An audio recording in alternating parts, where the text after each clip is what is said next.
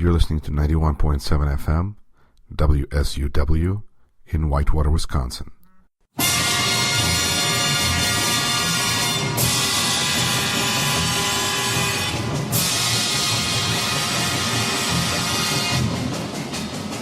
You're listening to Rashkin Report.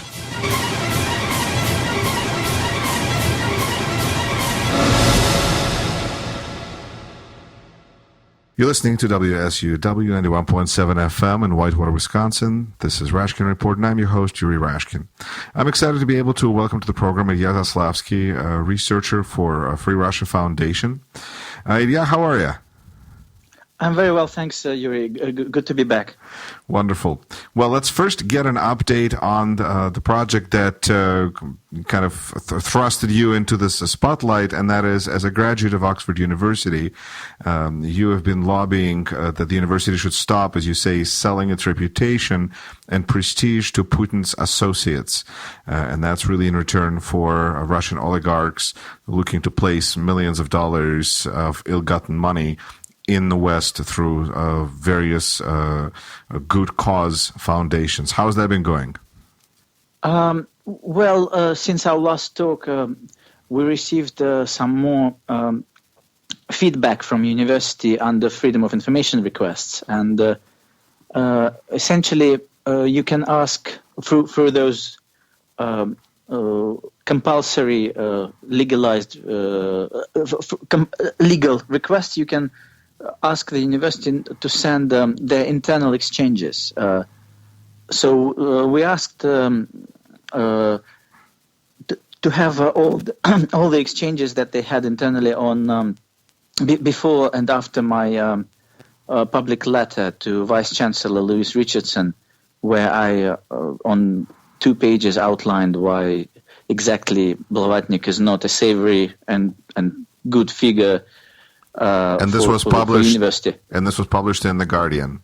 Just so. No, that was actually published. I just published on social media, and I passed it to several journalists. And that's exactly the most interesting point. So there was almost nothing in internal exchanges about the substance and content of my letter. They didn't want to look at the facts that I listed. That, for example, Blavatnik is mentioned in Panama Papers, that he has joint business with the Russian oligarch Leon Blavatnik, the main sponsor and the main questionable person that we are campaigning against. So they didn't want to look at the facts of how exactly he's tied to Russian government. The only thing that worried them, judging from the internal redacted exchanges that we got, is whether my public letter was published anywhere or not, and how much tracking it gets on social media. So they also, one could understand that they follow our campaign very closely, and they know about it very well. But the only thing that worries the administration is whether it gets media attention or not. So my presumption is that, which is based on previous suspicion that I had about them, is that they don't care about governance or democracy or reputation. All they care about is whether they will be put on spotlight or not. So and here we're speaking, when you say they and them, that's Oxford University, correct? Yes, I mean specific figures within Oxford administration. Oxford University as a whole is a big thing. I mean, it has dozens of administrators, or even hundreds, and probably hundreds, if not thousands, of tutors and all sorts of associated academics. Correct, so but this... not all of them are even aware of this grant, and not all of them took this decision. Of course, I mean that the response that you received came from the top decision makers at the university. Exactly. Yes, it's right. Dean of the Blavatnik School of Government and Vice Chancellor office, and some other people from Public Relations office. So they only care. So our petition really will have force and will have some impact on this administration only if it gets into further spotlight. And that's my main conclusion. These people are not interested in actual governance and democracy. Yeah, this is very interesting because it sounds like most any other things we see in this world we live in, where what is the cost of damages?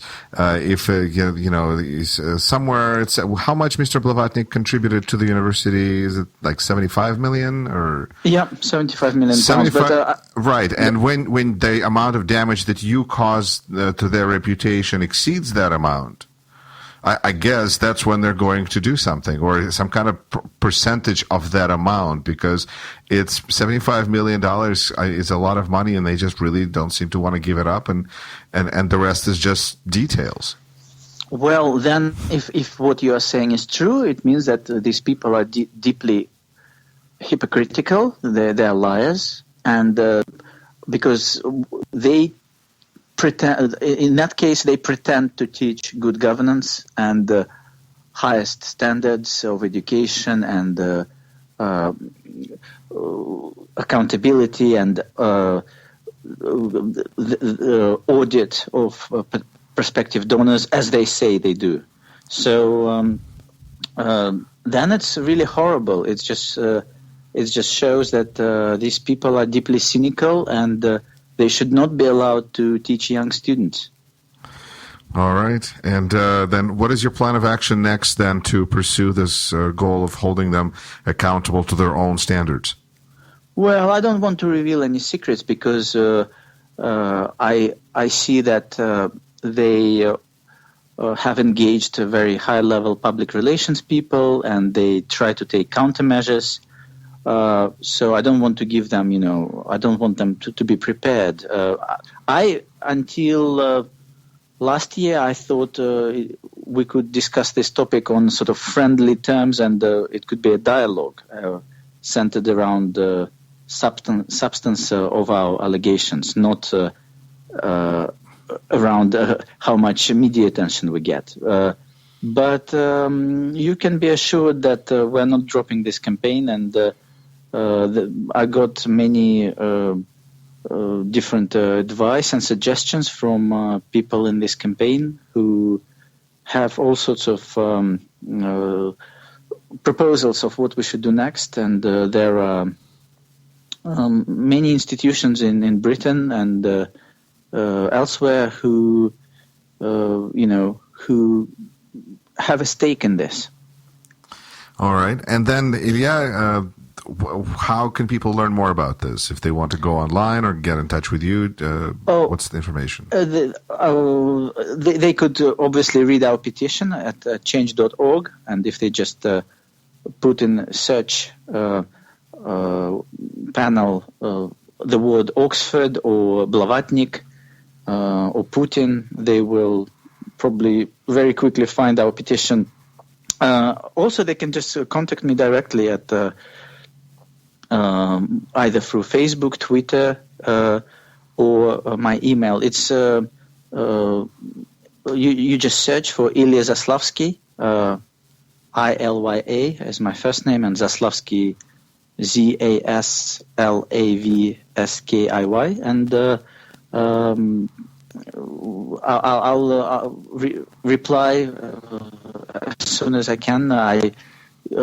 Actually, most of the signatures that I got on our petition, I did it through one-on-one conversations with people. So we have almost 500 signatures. It's not a lot, but you should know that most of these people have good knowledge of this situation, and I talked with most of them. And there are many, I would say, quality people in the sense that they care about this issue. They are either experts on Russia or they're concerned academics, activists, dissidents. So you would be in a good company if you sign this petition. That's a good sell. I hope that for it to be effective, those people don't need to be actually the ones that the dean of the Blavatnik School of Governance cares about their opinions, because I wonder if those are two different sets of people.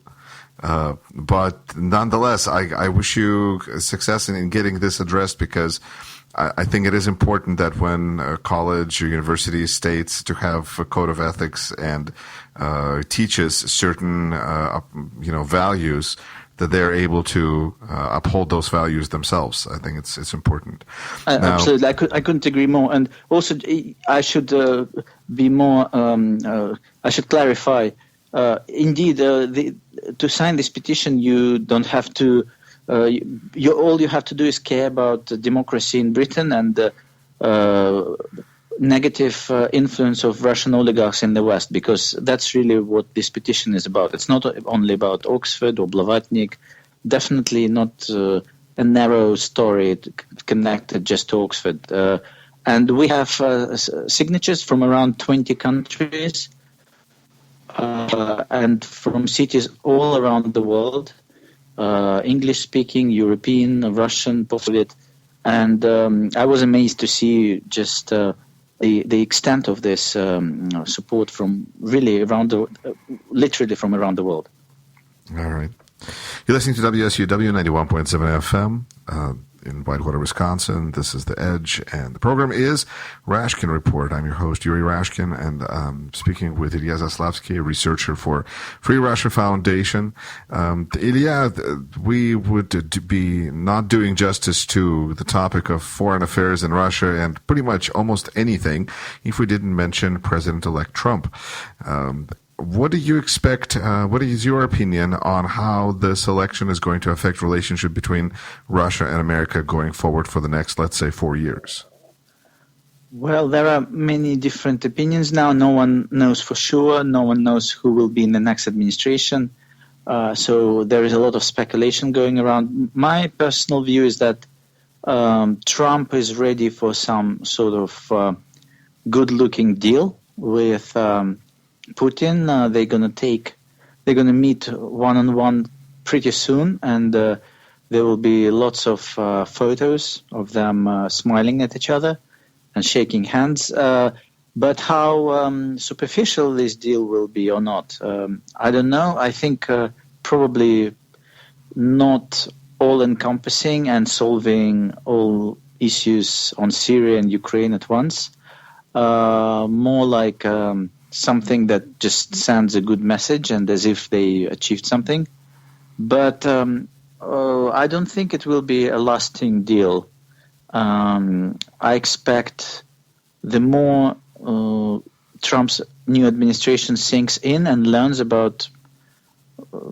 details about Russian subversive activity in around the world and in the West specifically, the more it will get sort of sober and will have to think beyond superficial deals. So, in short, I expect some warming up in the first half of next year, and then more cautious interaction. And a lot will depend on Putin's activity, I think. I think Trump will, as previous administrations, Trump will actually be quite reactive to Putin's actions rather than proactive. He will be reactive to his actions in Europe, in Ukraine, in Syria. And if there is something like downing of an airplane or bombing of hospitals again, or some sort of major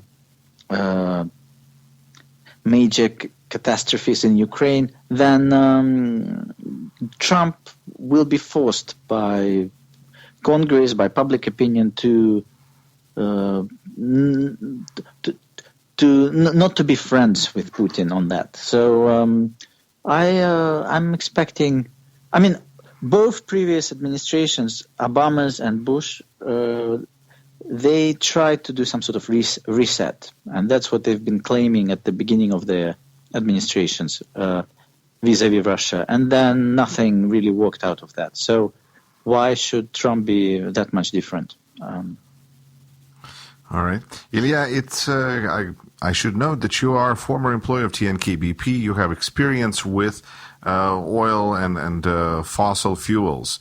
What is your thoughts on Trump's as a policy or potential impact, possible impact? Nobody really knows. But in the industry, do you feel they're optimistic about fossil fuels? Are they thinking fracking everything now? Or what's likely the direction to be of energy in any thought of kind of your point of view? I mean, inside the United States, Trump will probably lobby for even less regulation and less restrictions for oil and gas industry. So I, for example, expect that the U.S. will start to be a major exporter of oil and gas, at least in vis-a-vis countries that are not far away from the States. But how his administration will influence global oil and gas market, it's very difficult to really forecast because there are just too many factors involved. For example, if he truly upsets deal with Iran on its nuclear deal, nuclear industry, and if he reintroduces sanctions on Iran, then that could really push the price up. But if he gives free hand for U.S. companies to export oil and gas, and if he allows Iraqi production to go up, then the price could go down. And the price movement will really be the main factor that influences the energy sector, not any particular political decisions of one country. But currently, the oil market is quite depressed, and there is a rush between producers for markets, and it's really a buyer's market. And it looks like, at least in the medium term, it will probably remain like that. All right. Ilya, in the meantime, as we are discussing the potential impact of the relationship between Russia and America, the things in Russia itself are not really improving. In fact, if anything, they're getting worse.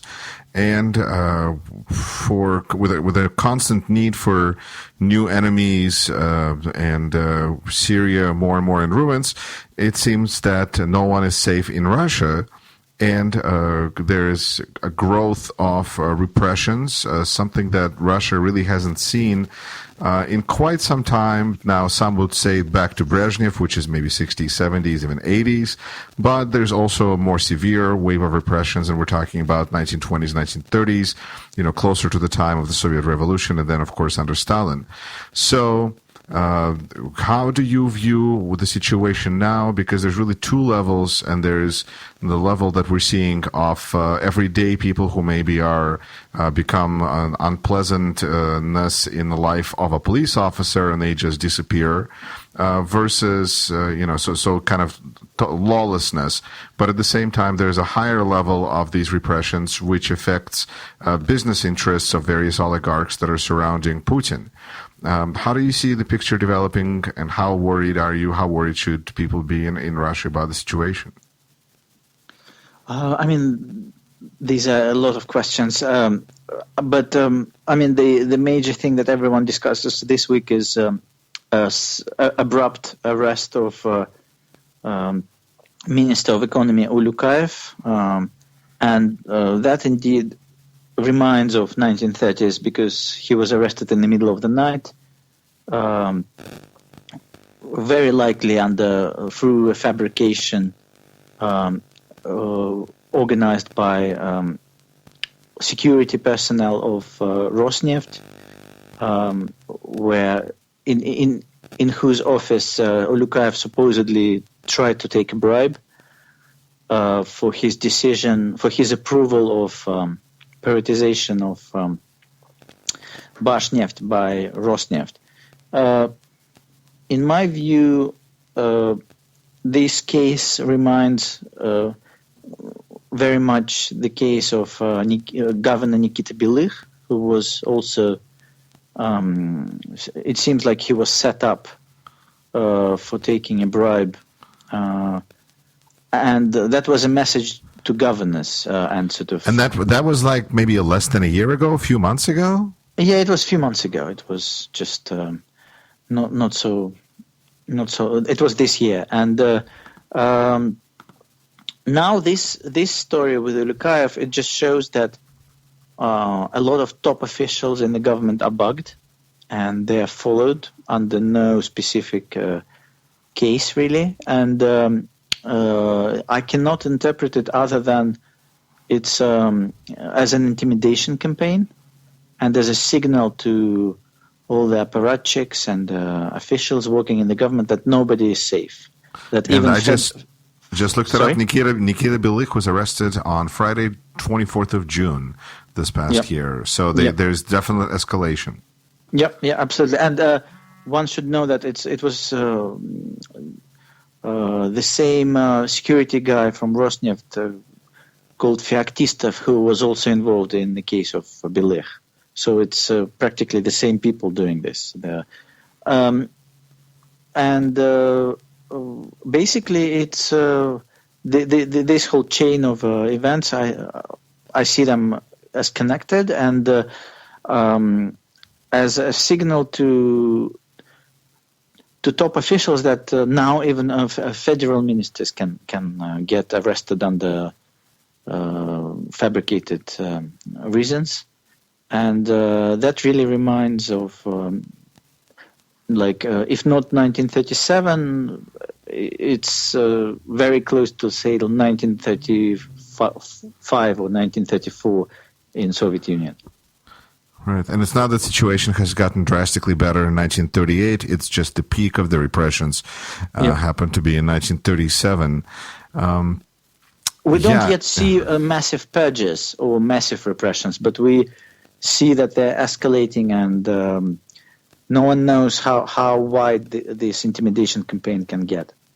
And yet the interesting thing to me is that the corruption is really not even in question by anybody involved, in the sense that at least average Russian, I would say, I would suspect, would expect these types of officials to be taking bribes. That's not, is that connected to why they're arrested, or, because it seems like people view the situation differently from what the reality may be, I guess. Because he was not sacked for being corrupt. Everyone is expected to be corrupt, but he was somehow selected. Yes, I mean, it very much reminds it's the same parallel with 1930s. Most of the people purged then were arrested for sabotage or supposed espionage, and most people in the government that understood that these are fake reasons. No one believed that people would spy for Australia or New Zealand or want to dig a tunnel to Milan or was sabotaging Russian production.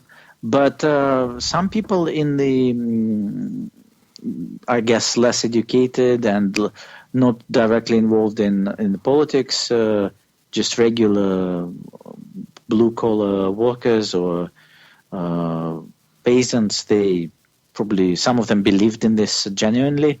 So the same thing with Russia today. Some people, regular people, they believe that Ulukhaev is corrupt, and that's probably helpful for Putin in his as a start of his presidential campaign for 2018. And at the same time, it sends a signal to a more sophisticated class of apparatchiks that we, if necessary, will fabricate you under even most absurd cases, if we want to. My grandfather actually was arrested in the late 1930s, and the detective that was leading his case said that basically you can write whatever you want as your accusation. You're guilty. Mm-hmm. And my understanding is that my grandfather wrote that he was trying to poison fish in Moscow River. Exactly. So it's it's almost as absurd these days, because for Minister Ulukhaev, who everybody knows he's a timid technocrat, for him to intimidate Igor Sechin and Rosneft and ask a very small bribe of $2 million by Russian corruption standards, and to go and get them physically himself from Rosneft's office, all of that is just absurd. No one sane would believe that a reasonable person like Ulukhaev would get himself involved in any of this, especially intimidating Igor Sechin. So I have no doubt that this case is fabricated. You're listening to WSUW 91.7 FM, The Edge in Whitewater, Wisconsin. This is Rashkin Report, and I'm your host, Yuri Rashkin. My guest is Ilya Zaslavskiy, who is a researcher with Free Russia Foundation. And we're speaking about the current state of affairs as the world, as the time, as Russia is today. Ilya, the one of the major differences between late 1930s in Russia and what is going on today is that the Russian borders remain open, at least for most. And more and more people are leaving. And it seems like there is quite a diaspora building outside of Russia of Russian-born people. There's obviously some impact in Silicon Valley and other places, but Russians are now all over the world. And I find that there's different conferences and meetings and meetups and those kinds of things as the Russian diaspora is attempting to, in a way, organize itself and perhaps even unite. You managed to be at a couple of these conferences in the last couple of months in Berlin and in Vilnius, Lithuania.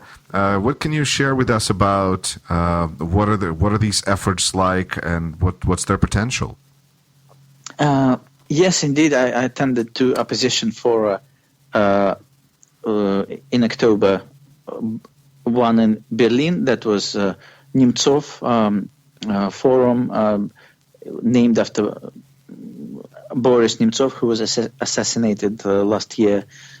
And second one was Free Russia Forum in Vilnius, which was already a second event like that. The first Vilnius Forum was earlier this year. I would say that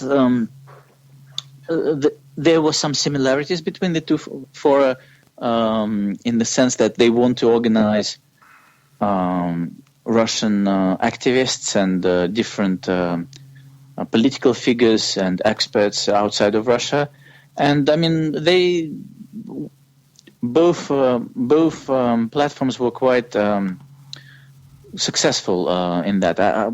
In Berlin, we had more people from Moscow and more sort of high-level people, and those who came from a very wide range of different opposition parties, of many people from Yabloko, from Parnas Party, from different, very, very different organizations. And it was sort of more, in that sense, it was more high level and just literally more people, around 400 people, as far as I could count. In Vilnius, it was more activists, and Parnas and Yabloko were hardly represented, just maybe one or two people. And it was sort of more grassroots and many more debates and many more interactive presentations, rather than just sort of lectures and panel discussions in Berlin, who were, I think, less interactive. You could still ask questions from the floor, but a bit less interactive. Both events showed that there are huge divisions between Russians from Russia, especially on the questions like whether one should participate in rigged elections or not. That was probably the biggest question of contention. But I saw divisions between people from Moscow and St. Petersburg and Moscow and regions. I saw divisions between emigres and those who insist on actively resisting the regime from inside Russia, and so forth. The amount of polarization and divisions is very big. At the same time, what was positive for me is that both platforms suggested that Russians should learn to talk to each other. They should compromise within a position. And most positive was that both platforms suggested that the activities of Russian emigres, they should be tapped into, and that this activity should be increased and encouraged. And there were some specific projects that were announced. So as far as I could understand, the Nemtsov Foundation received some support from local German and European organizations, and they're going to carry out research and many different sociological overviews and reports and panel discussions, and they plan to make this a regular event, at least in Berlin.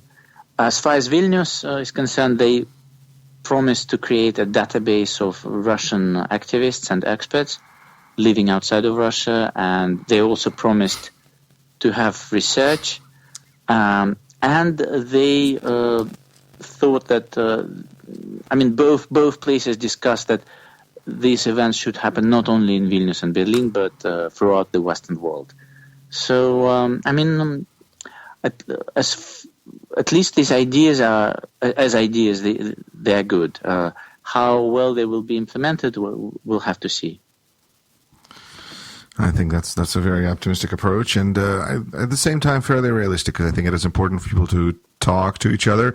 And one of the things that I think for people in the West is hard to understand is just how disconnected, disunited, ununited, separated are people in Russia for a variety of reasons, including the lot of help from security services that basically wants to make sure that people don't trust each other. And as they leave, they seem to kind of maintain that mindset of not Plus, you never know who is working with Russian state, I suppose. So it's a very difficult environment, I would imagine. But yet, all the more reasons why there is so much, I feel, great Russian literature is because sometimes the only way to express your frustrations is through art and other events that not actual governing or governance, but perhaps one day. Ilya, thank you so much for filling us in on what's going on. Any closing thoughts? No, I agree. There is a lot of infiltration and difficulties within Russian opposition, but one positive thing is that, which I personally feel, is that we can actually, as an opposition movement, we can actually achieve a lot in counteracting Russian influence, at least outside of Russia. So the more we expose Russian subversive activity, I would call it Kremlin subversive activity in the West, the better it's both for the West and Russia. And that's exactly what activists like me want to do. Ilya, thank you so much for being on the program. Thanks for having me. You're listening to 91.7 FM, WSUW, in Whitewater, Wisconsin.